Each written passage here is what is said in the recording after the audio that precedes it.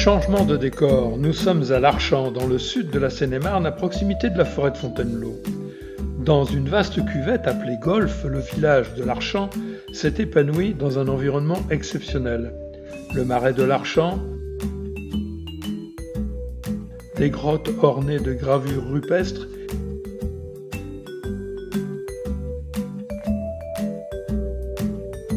et la forêt de la Commanderie.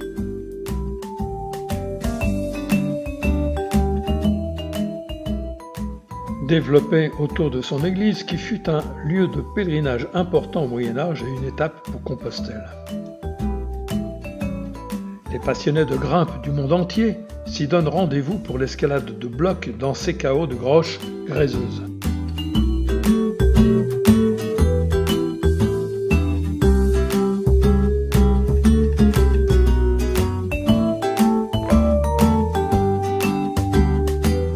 La randonnée du jour va nous mener successivement au rocher de l'éléphant, à la fontaine Saint-Marcellin,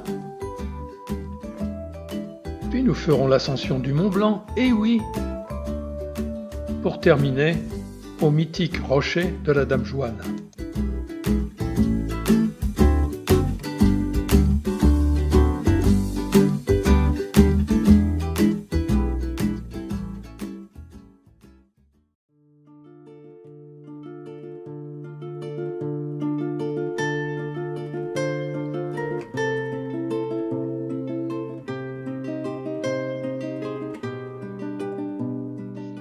Et c'est parti en direction du Mont Simonet, avec une pente parfois raide, parmi des rochers aux formes souvent surréalistes. Et nous voilà déjà au sommet, à 96 mètres d'altitude.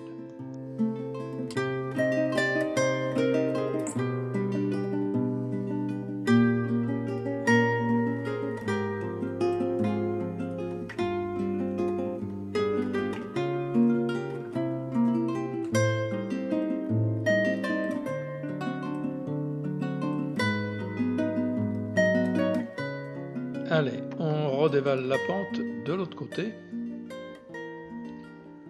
pour aller croiser un peu plus loin le chemin de la Chapelle à l'Archamp. La route du Mont Simonet étant traversée, nous grimpons maintenant au rocher de la Justice à 95 mètres avec un nouveau point de vue. Et de là, vous apercevez la tache blanche éclatante du Mont Blanc, là-bas dans le fond. Ah, les grimpeurs se régalent.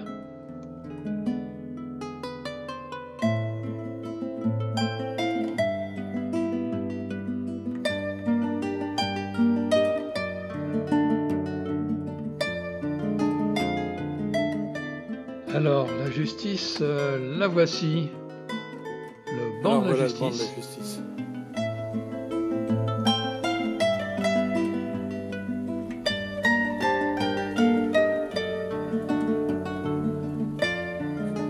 Un peu plus loin, l'oreille de la Justice. Voilà l'oreille de la Justice.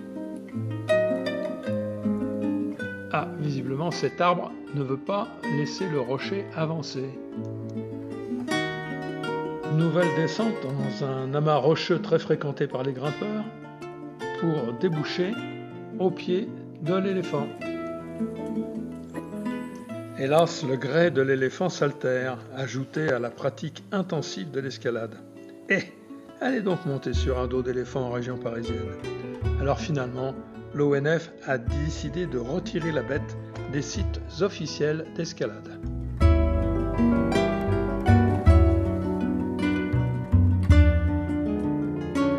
Comme je sais que vous aimez les histoires croustillantes, il faut que je vous parle de Mathurin. Il venait régulièrement faire paître son troupeau derrière les rochers de la Justice et sa mère lui rendait visite pour lui apporter à manger et à boire. Et un jour de canicule, sa mère se trouva mal en haut de la colline. Alors, Mathurin frappa le sol avec son pied, et le miracle se produisit, une source jaillit, et sa maman put se désaltérer. Comment, vous n'y croyez pas? Mais si, regardez, il y a l'empreinte de son pied dans la roche. Allez, puisqu'il y a de l'eau et que l'on ne subira pas le sort de la mère de Mathurin, on grimpe au sommet de la roche du diable. La montée, que les topos qualifient de dure, nous mène quand même à 120 mètres. Attention, ça ne rigole pas.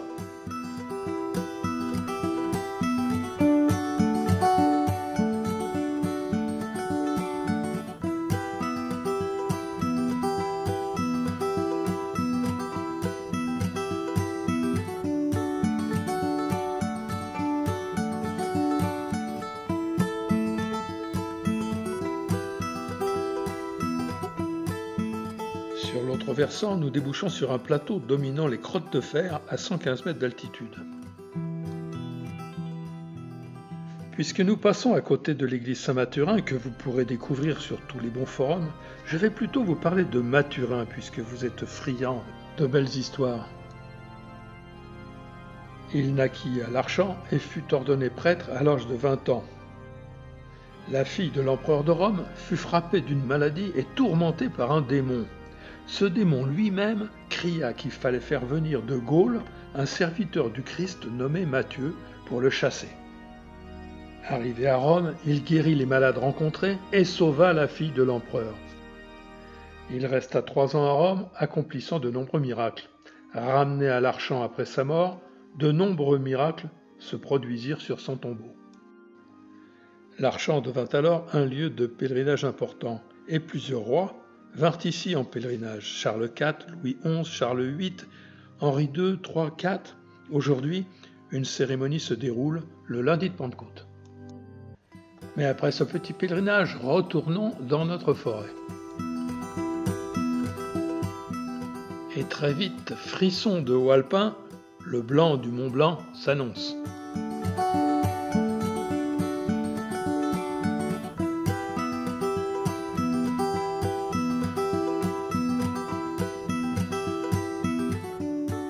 Nous sommes à 110 mètres d'altitude.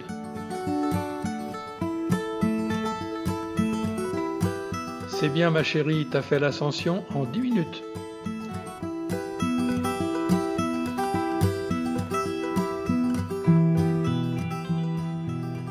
En dévalant le Mont Blanc, on aperçoit un peu plus loin un ancien front de taille. Vous savez, là d'où sont sortis les fameux pavés.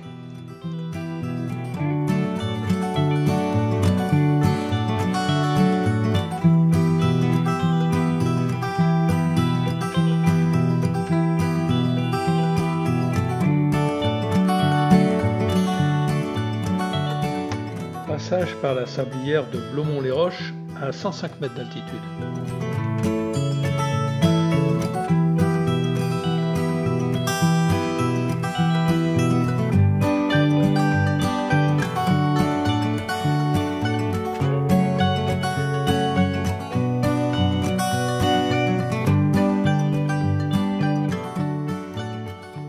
Située entre deux rochers, la fontaine Saint-Bernard est peu spectaculaire, mais c'est une curiosité de l'Archant. On l'appelle aussi la fontaine des petits pots, à vue des cupules rondes et polies. L'ensemble recueille l'eau qui sort du dessous de la roche. Une croix de fer rappelle qu'il s'agitait sans doute de christianiser un lieu de culte ancien.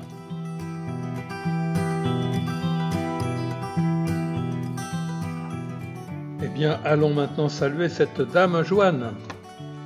Cet escalier a été créé pour limiter l'érosion due à la fréquentation du site. Le rocher de la Dame Joanne est le plus célèbre du massif avec l'éléphant et il mesure 15 mètres de haut. C'est un haut lieu d'entraînement des grimpeurs et modestement, il y a très longtemps, je suis venu m'y essayer avec mon tapis et mon petit pot de résine. J'avais 16 ans, la préhistoire. Le nom de ce rocher vient probablement de Jeanne de Malicorne qui, au XIIIe siècle, avait des droits sur cette région.